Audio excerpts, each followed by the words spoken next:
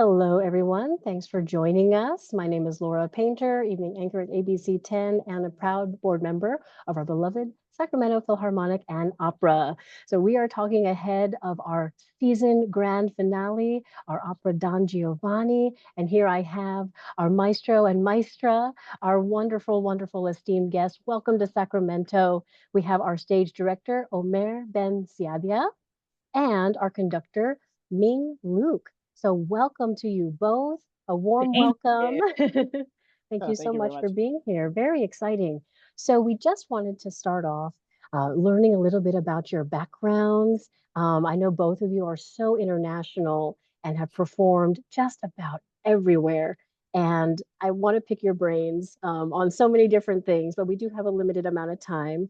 But I will just kind of bounce back and forth, and you guys can bounce off of each other, and we'll just have a lovely musical conversation and really give some insight into the opera and the piece and who you guys are for our viewers and our audience as they get ready for this really juicy opera, to say the least. It's a whole range of emotions, some of them quite dark.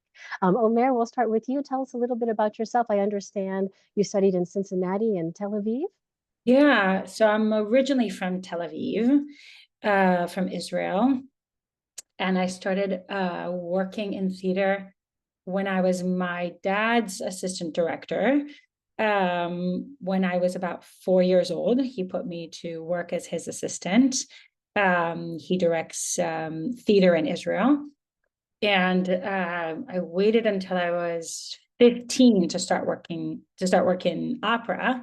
Got my start as at the Israeli Opera as a performer, and then sort of worked my way through all the different departments, from stage management to props to costumes to assistant director and then director. And yeah, then I moved to the US and went to school at CCM in Cincinnati. And I've been here ever since, directing opera in the US, in North America, back in Israel. And it's my first time in Sacramento, so I'm excited for this production. Welcome. Omer, I think you brought the sunshine because I don't know if you were both here on Saturday. Hopefully you weren't, but we Yes, had a we were blast of here. winter. Oh, We felt every drop. But I live in Oakland now, so I'm just down the road from you guys. So it feels like being at home, which is nice. yep, yep, indeed. Ming, tell us about yourself. I understand you're quite an accomplished pianist. Yeah, I started piano when I was 3 years old. The cute thing is my parents and I actually all started with the same teacher, and they actually still take from that piano teacher. They give a recital every semester or whatnot. It's very, very sweet. But I was a pianist for a long time, and oftentimes pianists, it doesn't feel as collaborative because you're doing a lot of solo repertoire. You might be in a chamber group or in the back of the orchestra. And so conducting really was something that I gravitated because of the collaborative nature of it. Actually, after school, one of the first groups that I worked with was the Sacramento Philharmonic, because back then the music director Michael Morgan was teaching at Tanglewood, and so I came out here to study with him for a bit.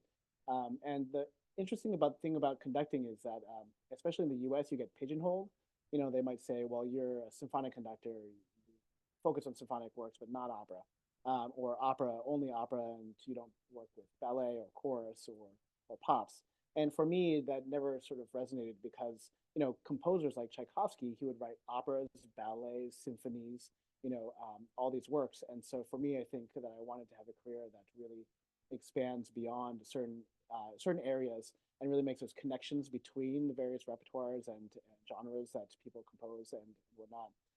So the similar, I feel very lucky to have a career where I'm working in a lot of different areas in different regions of the world and different ensembles. But I love coming back to Sacramento. I mean, like we had our staging rehearsals, and I remembered like the piano was still the same. The staging rehearsals were in the same church, and some of the chorus members were the same chorus members that are on the board now as well. But it's great being back here. That's fantastic to hear. I have heard such great, great feedback from our choir and our musicians, they love working with you both. So thank you for making everyone just shine and really feel their best, because this is not an easy piece to do at all. So to really get everyone's confidence levels up and enjoy the experience and to trust and embrace you guys is such a credit to yourself. So I wanted to let you guys know that I've been hearing wonderful, wonderful things. That's Thank very you. sweet. It's funny with opera because there's so many elements to it, right? And so you really need a team to work together to pull this off. So we're very excited for this tech week, where everything really comes together, especially our Sitzprobe or Wandelprobe, our rehearsal, the first time the singers with the orchestra and on stage. So it's going to be a pretty exciting rehearsal tonight. Well, it sounds like both of you guys come from very musical families and have your first musical experiences very early on in life, and that's very neat. So I wonder, since both of you are so international and have performed everywhere, do you have a particular professional music memory that really stands out to you? Maybe a really interesting venue or a very interesting scenario or a piece? What kind of sticks out for you, Omer? Well, the thing that comes to mind is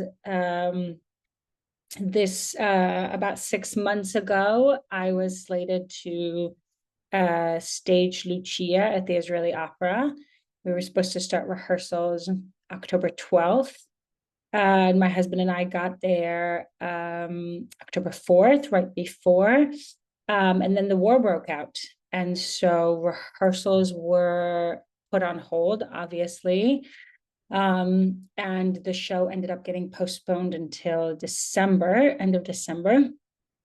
And the opera called me and said that even though the war was still going on, that it was really essential for us to figure out a way to bring music back to the opera house, to the people, both for those that were making opera and those who were watching it and in the audience.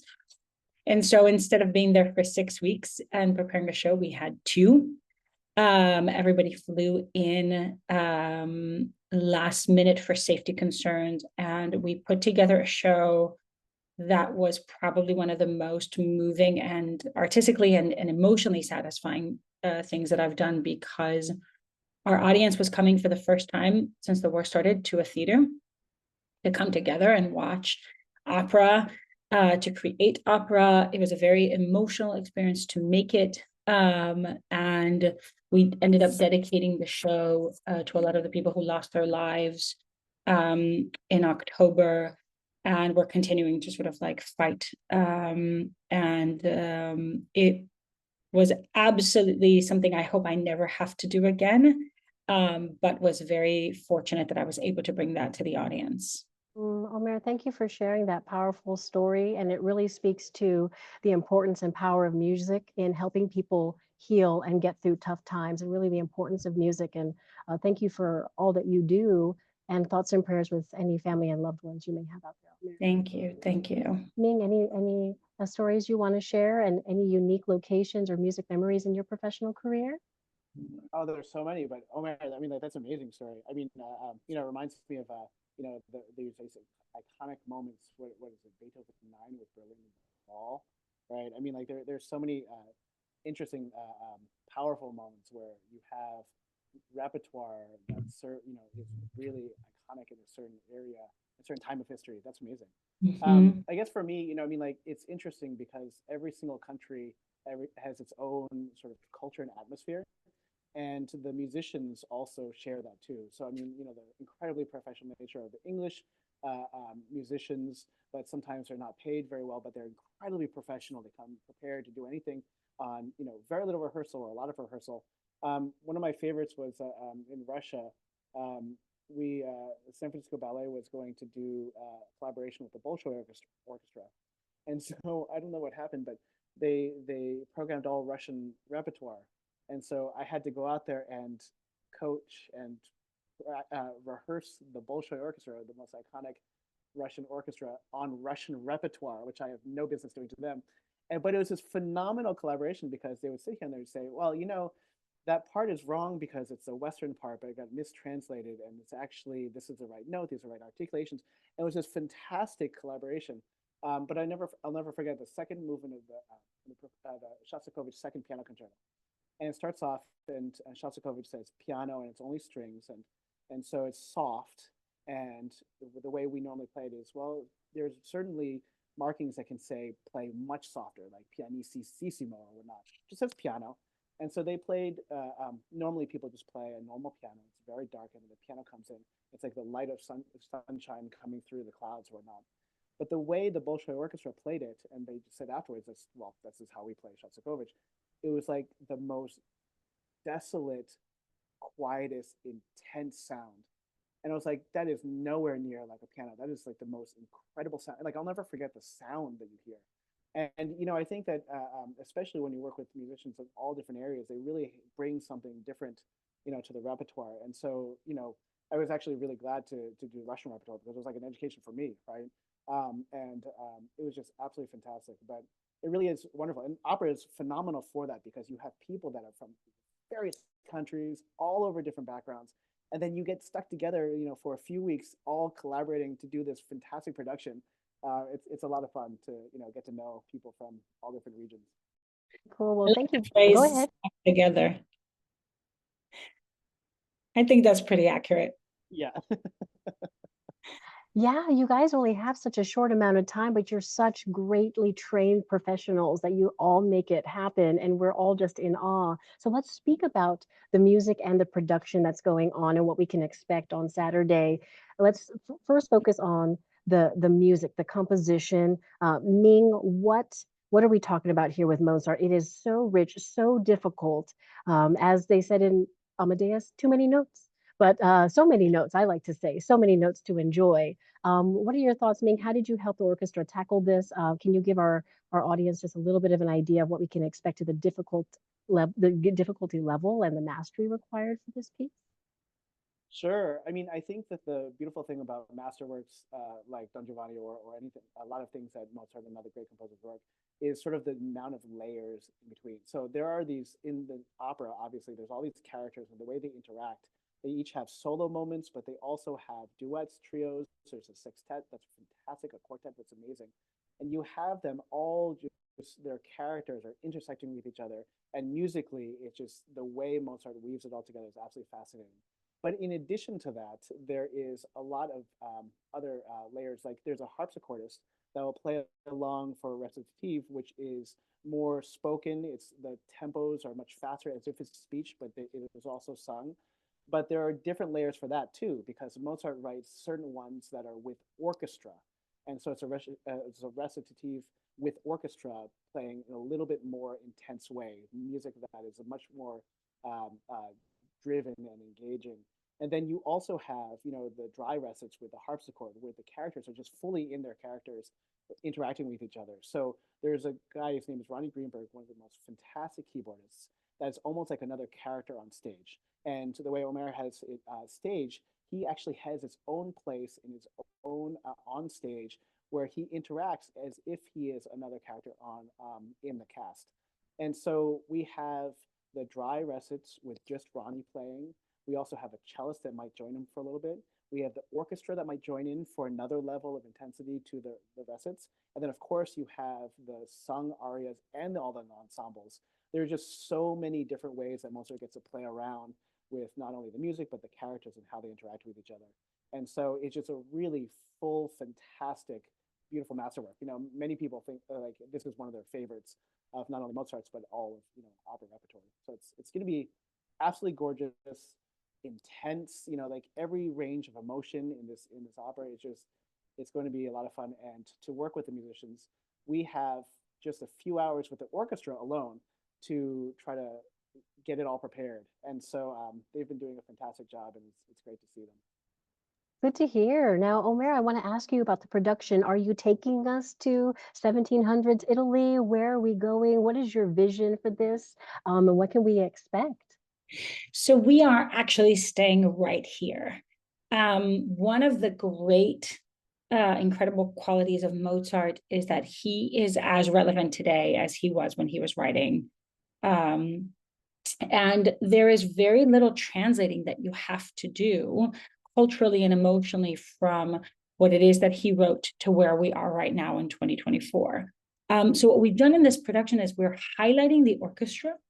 And as Ming was saying, sort of like highlighting, putting them on the stage with the performers. So instead of what you're sort of typically used to is the orchestra is hidden inside of the orchestra pit and the singers and the action happens on stage, we've kind of created this gray area where the orchestra and the singers are all playing together in one space. And so it highlights both this great ability of this orchestra, but also this world that we're creating that is kind of surreal and abstract and not necessarily literal. We've updated this production to be a modern setting because it was important to sort of highlight how much the themes of this piece feel so current to all of us. And so really what it is that we're watching is this person who, in the pursuit of liberty and ultimate freedom, goes about destructing the lives of everyone and everything around him until the community around him rallies together and decides to stop him. His reign of terror and manipulation has come to sort of its climax, and then it's the women in the show who bring about his demise, which is very satisfying to watch. And I think we can all fill in without being too literal about it. I think we can all see modern equivalences to it. And there's something very gratifying at sort of watching it all play out. It's a real nail biter. I mean, it's one of those things that no matter how many times Ming and I have done this and how many times the singers have done this, it still retains the same tension as you sort of are. It's the first time you've encountered the piece and you're like, how is it going to end? We all know how it ends. And yet the twists and turns that he puts us through are so worth it in that way. And we have an incredible cast. I mean, all of our singers are such incredible actors. They're such brilliant musicians, and they're such brilliant partners on stage. This is very much an ensemble piece. And so the interactions between the different relationships become so essential in this opera that watching them play off of each other is one of the most satisfying things to watch. And, you know, we're doing it one night only, which is sort of like a terrifying and thrilling experience. So the audience, as they're coming in to see it, are going to see something that has never been done before and will never be done before. So there's something kind of exciting about that premise to it all. Omer, you touched on so many themes as to why we keep coming back to this opera, you know, over the centuries, why it continues to resonate with people. Tell us about, let's expand a little bit more on the actors. How did you get them to, you know, how did you draw them out and, you know, really relate to their roles and bring out these characters? Can you pull back the curtain a little bit on that? Sure. I mean, I think one of the misconceptions about this opera is that it's a romantic piece. There is, from my perspective, nothing romantic about this opera. It's about power, it's about sex, it's about power, it's about manipulation, it's about status in the community, and it's about, it's a very trendy word right now, but it's about gaslighting. It's about how people can change our perspective on things and how we sort of can get lost a little bit in the storytelling of what happens to us. And I think one of the things that was the most freeing was when we all got together and agreed upon that. The fact that this is not about romantic entanglements, but rather about this man who has an insatiable appetite for men, for women, for food, for drugs, for power, for all of the above, and expanded kind of his scope. And then what it was is allowing the women in the show to act upon their real feelings about what it is like to sort of be in a relationship with this man who is manipulative, who is harmful, who lies and cheats and attacks and assaults and all of those things without having to be concerned with playing nice.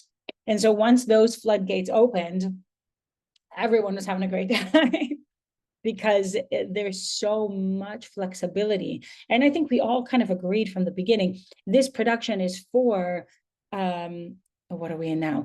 May 2024. And maybe 5 years from now, we'll read this text differently and we'll read this music differently. But for now, this feels like the right way to go about it. And I think once we all agreed on that, it was easy going from there. Oh, very enthralling description. I mean, that is just so, so interesting. And I so look forward to this performance on Saturday. We have just a few moments left, and I wanted to give you both a chance just to kind of let the audience know, what they should expect, something that maybe you're excited about.